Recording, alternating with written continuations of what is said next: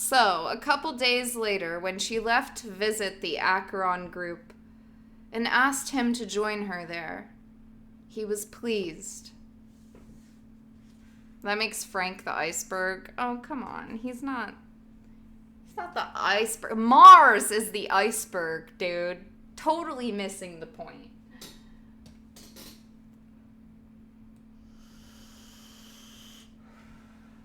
Frank's like her husband that she doesn't want to marry. I mean, her fiance. Even though I'm sure that doesn't make sense to a lot of you. But no, Mars is the iceberg. Even though they don't crash. Obviously.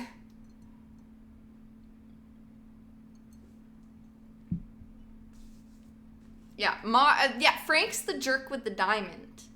Exactly. Oof. Sorry you all had to hear that. Jack and Titanic. I will be struggling not to title my stream that next week. Okay, so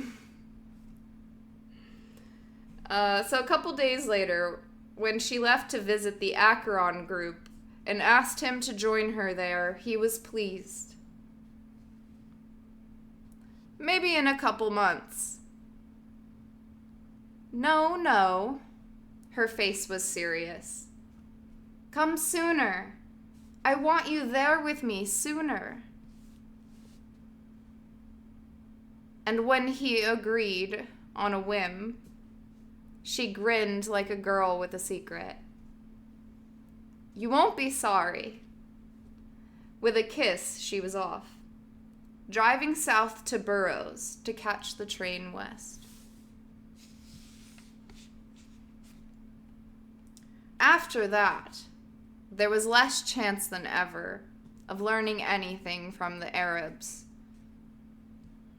He had offended Frank, and the Arabs closed ranks behind their friend, as was only right. Hidden colony, they said. What was that? He sighed, gave up on it, and decided to leave. Stalking his rover the night before his departure, the Arabs were punctilious. Oh my God. The Arabs were punctilious about filling his hold with supplies. He pondered what he had accomplished so far in his investigation.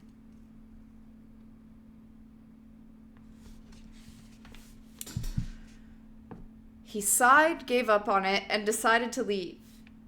Stalking his rover the night before his departure, the Arabs were punctilious about filling his hold with supplies. He pondered what he had accomplished so far in his investigation of the sabotages. So far, Sherlock Holmes was in no danger. That was sure.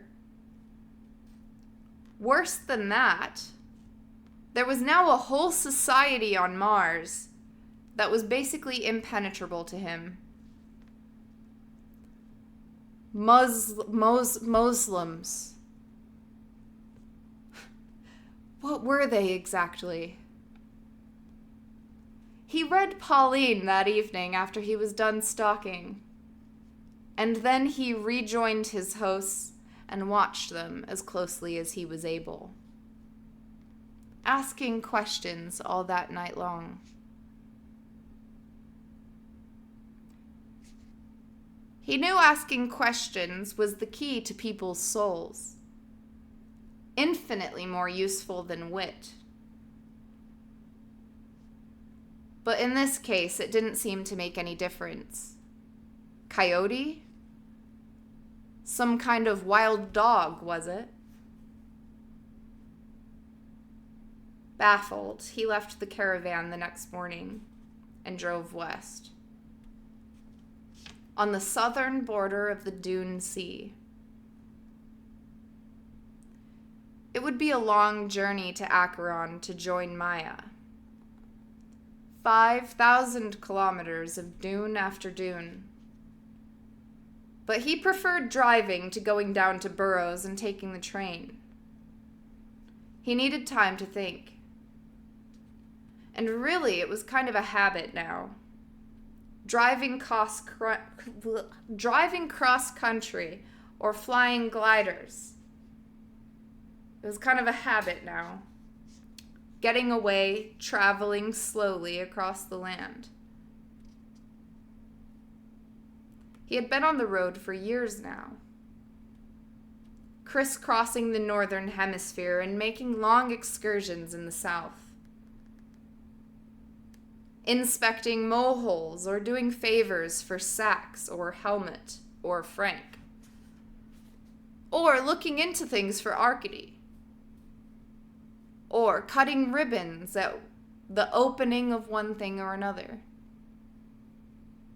A town, a well, a weather station, a mine, a mohole.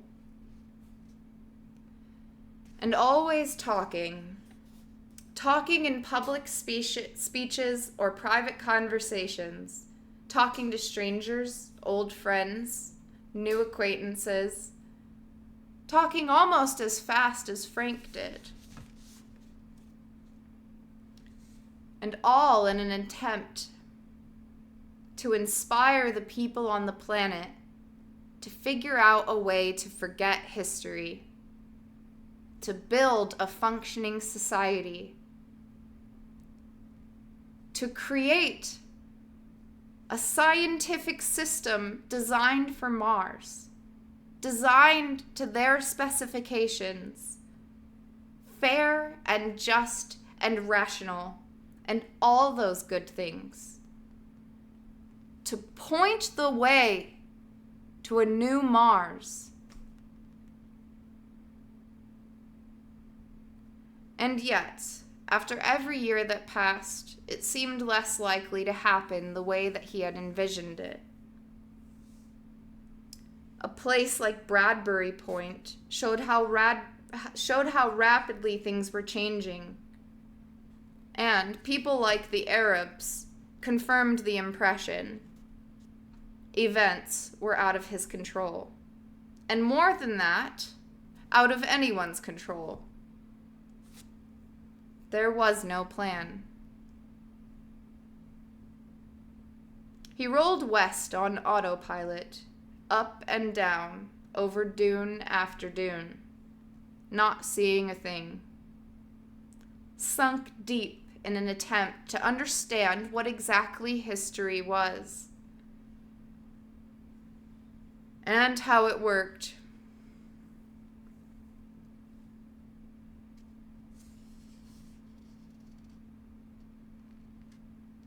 And it seemed to him as he drove on day after day that history was like some vast thing that was always over the tight horizon, invisible except in its effects. It was what happened when you weren't looking. An unknowable infinity of events, which, although out of control, controlled everything. After all, he had been here from the very beginning. He had been the beginning. The first person to step on this world. And then he had returned against all odds and helped to build it from scratch. And yet now, despite that, it was spinning away from him.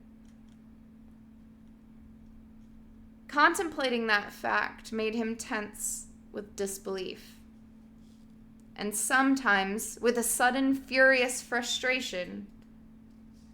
To think that the whole thing was accelerating not only beyond his control, but even beyond his ability to comprehend.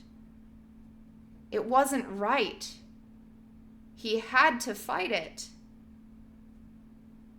And yet how? Social planning of some sort? Clearly they had to have it. This flailing about without a plan, in violation of even the flimsy plan people had made back in the beginning with the Mars Treaty. Well, societies without a plan, that was history so far. But history so far had been a nightmare. A huge compendium of examples to be avoided. No, they needed a plan. They had a chance at a new start here. They needed a vision. Helmut, the oily functionary, Frank with his cynical acceptance of the status quo, his acceptance of the breakdown of the treaty, as if they were in some kind of gold rush. Frank was wrong. Wrong as usual. But his own rushing about was probably wrong too. He had been operating on the unarticulated theory that if he only saw more of the planet, visited one more settlement, talked to one more person, that he would somehow, without really thinking too hard, get it. And that his holistic understanding would then flow back from him to everybody else, spreading out through all the new settlers and changing things. Now he was pretty sure that this feeling had been naive. There were so many people on the planet today.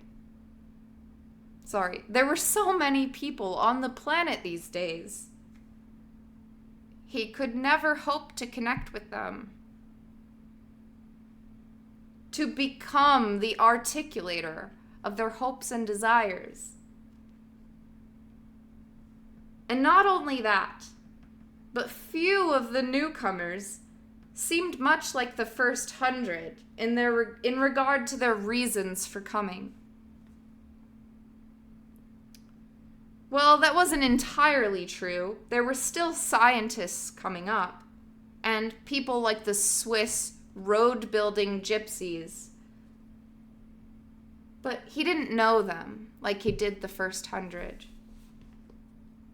And he never would.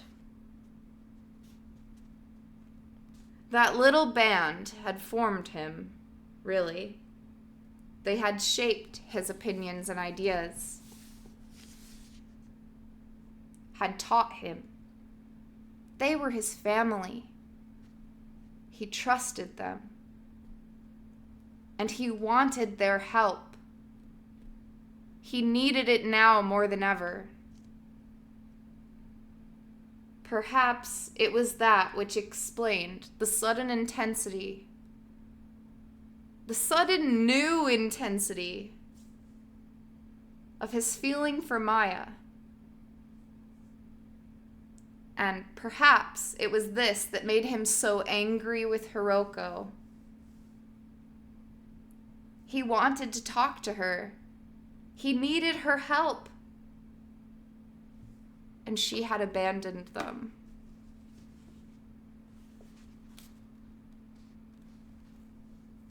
I shall stop there tonight. And I will see you next Monday.